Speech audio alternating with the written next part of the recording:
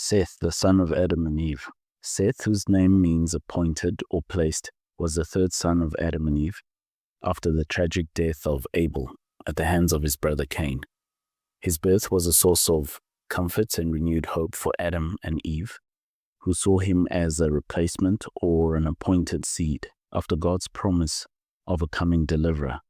Eve herself declared, "God has appointed for me another offspring instead of Abel, for Cain slew him." This naming reflects their belief that God was still working despite the entry of sin and violence into the world.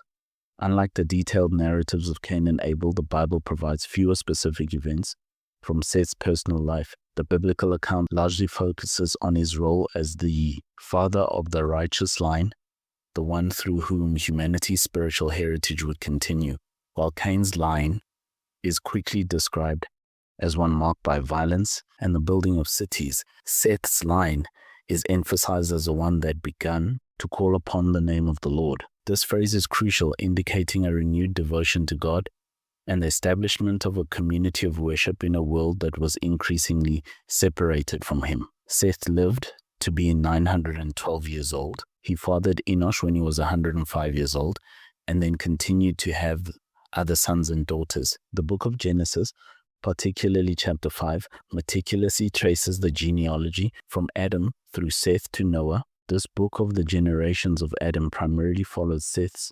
descendants, highlighting the importance in God's redemptive history. The lineage includes figures like Enosh, Kenan, Mahalalel, Jared, Enoch, who walked with God and was taken by him, Methuselah, and Lamech, ultimately leading to Noah, through whom humanity would be preserved during the flood. Seth's legacy is not defined by dramatic personal exploits, but by his role in preserving the godly line. He was a bridge between the first humans after the flood and the patriarchs before the flood. His story, though brief in direct action, is pivotal for understanding the continuity of faith and the selective nature of God's covenant through the early chapters of Genesis. He represents a new beginning for humanity, a hope that righteousness would not be extinguished by sin, and the continuation of the promise of a future Savior.